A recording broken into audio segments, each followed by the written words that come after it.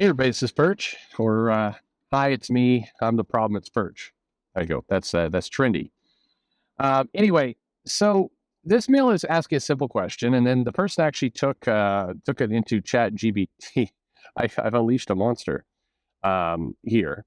So I kind of got the answer, but let's get the question first. Question is, hey there, at Marvel Comics and DC Comics, I believe that editors are employees and not work for hire, like writers, artists, inkers, colorists, and letterers. That is correct.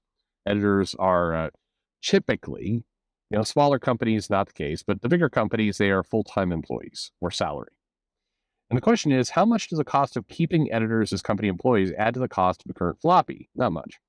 Why do editors get the special honor of being company employees with company benefits? So that's the question. So why aren't editors also freelancers?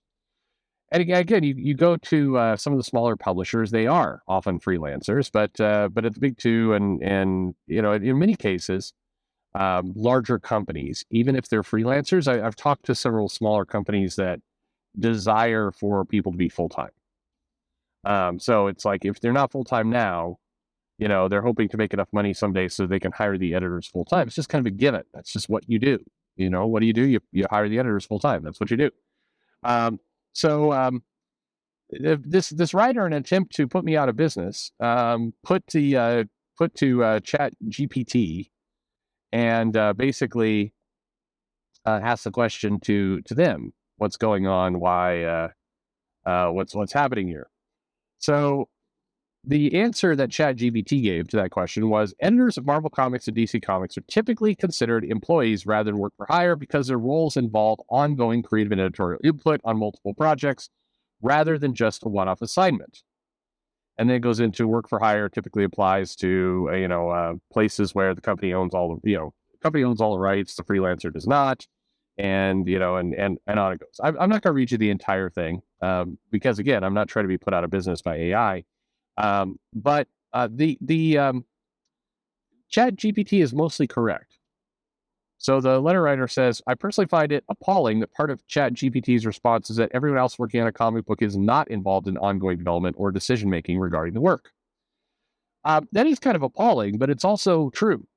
And I'll explain why it's true. It's true for a weird reason. It's true for a backwards reason. But basically, the reason why companies historically, traditionally, have editors as full-time employees is because of continuity. Not continuity as we think about it in the comic book, but continuity in terms of business continuity. Meaning, a comic book is a portfolio property, is a marketing property. It's a product.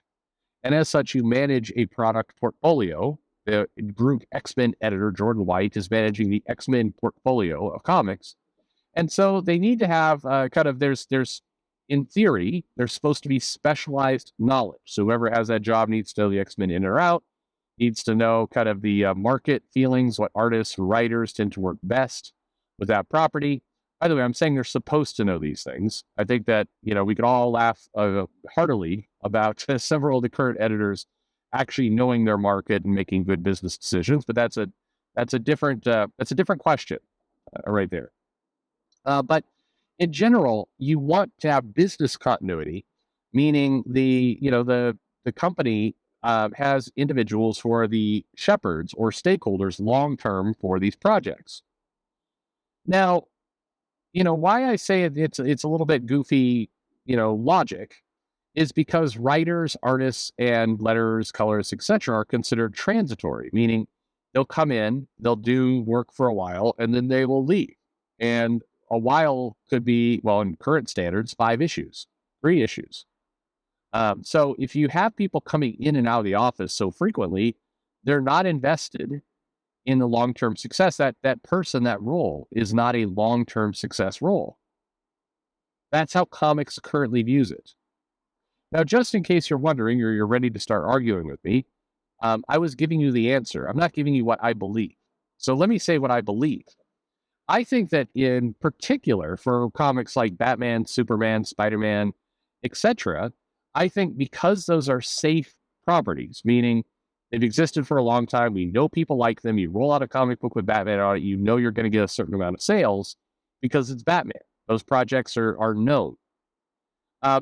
Because of that, it is, I think it makes a stronger, more compelling argument to have full-time employees, or at the very least, if you don't want to pay benefits, and that's the other reason why they don't have everybody just as full-time employees, because they don't want to pay benefits. A lot of freelancers. Uh, but you know, I would argue that if I was running Marvel, I would try and have a full-time FTE employee bench for Spider-Man, which includes editors, writers, the artists, everybody, because I believe that I know that this comic is going to make money. It's not going to dip into negative territory if, I put staff on it and it doesn't sell. We know it's going to sell. And so I think you benefit by thinking long term. Take a guy like Dan Slott. Dan Slott was on Amazing Spider-Man for quite a while. So why not put Dan Slott under contract? You have more control over him as a full-time employee. And in theory, it works both ways. You would get better results out of a Dan Slott because now Dan Slott's eligible for things like benefits and stock and, more invest in the long-term success of what he's working on. So I think it's a plus if you put these on. The reason why you would want to go the freelance model is the reason why a lot of the small companies have freelance editors. You don't have that cushion of money. You don't know that what you're making is going to be successful. It's a lot more of a risk. So you want to, keep your costs as fluid as possible. You want to, you want to have the ability to, you can terminate everybody the next day without having to pay severance or any of that kind of stuff. You keep your costs light and lean. But as soon as something gains enough strength and popularity, I think you should look to bring people on. I think they do that with editorial. They should do that with creatives as well. Now, I'll throw one more argument out there, because this is always what I hear when I bring this up. Because I've said, hey, for something like, the X-Men, why don't you just have, get an X-Men writer you really love, put them on salary, pay them a good rate, give them insurance and stock, and then also tie their bonus and their stock to sales. Give them an incentive to really do a good job, rather than just, hoping that the guy is good. Zach read this blog entry from Warren Ellis talking about how, he felt embarrassed when Stormwatch wasn't selling well. It's a great story. It's kind of stuff you want to hear. It's remarkable that was coming from a freelancer. That's not typical freelancer behavior. So good on him. But that if you have somebody as a full-time employee, you have hooks, you have bonus, you have benefit, you have all these pieces to it that create, incentives for the person to, do better. So that's, that's what I would do. But I hear this pushback. When I mention this, I hear this pushback, which is creatives don't want to be full-time. Creatives like flexibility. Artists and writers, they would never want to be tied down to a full-time job. And that's why we have as freelancers. And in my opinion, that is, that's bullshit. I don't believe that for a second.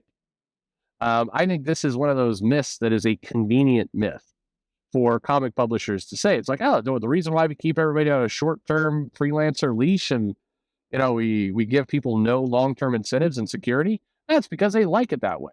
Yeah, bullshit. I don't buy that for a minute. But this is absolutely institutional knowledge. Like we've asked some of our writers to come on full-time and they don't want to do it. Like, I'm going to say you didn't. I'm just going to say that's a big ass lie. Or you said, hey, I know I'm paying you whatever it is, $500 a page, excessive rate, but I know I'm paying you this really great comic rate. Why don't you come on full time? You'll have job security and we'll pay you $80 a page. Like, I mean, I wouldn't be surprised if there was some absurd lowball that got introduced, but anyway. So that's the reason. It's continuity. Editors are seen as people who have to stick around month in, month out, make sure everything is sewn together. And in many cases, if editors were really doing their jobs, you would agree with that. The person who's going to manage all these writers and artists coming and going and pull all this stuff together, that is somebody you want to have continuity with the company over. You don't want to have an editor who's on freelance who's going to disappear the next day. It makes sense. But obviously we don't have the kind of performance we want, and, things break down from there. But anyway, what do you think? Put everybody on full time? What do you say? Let me know in the comments below. Like and subscribe, of course, and thanks for listening.